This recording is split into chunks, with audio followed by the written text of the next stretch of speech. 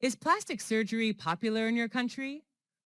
Not really. People in my country are not so interested in plastic surgery. What do you think about people having plastic surgery? It's hard to say. As long as they find happiness in what they're doing, it's fine with me. Why do you think people do it? They want to gain a better look, I believe. That's understandable. Is plastic surgery bad?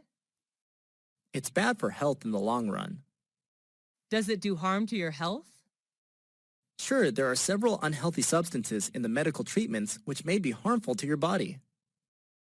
Do you think changing your look is a good thing? Yes, I can't deny that changing for a better appearance is what people should do.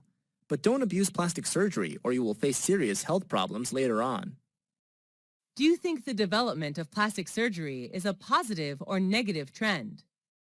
It's more a positive trend, I guess. Thanks to plastic surgery, people who think they don't look good can now make themselves more attractive. Do you care more about your outlook or inner soul? As for me, the inner soul does matter more, although outside appearance is important too. What is a part of your face that you wish to change? Although I have some imperfect parts, I have no wish to change anything. I love the natural appearance my parents gave.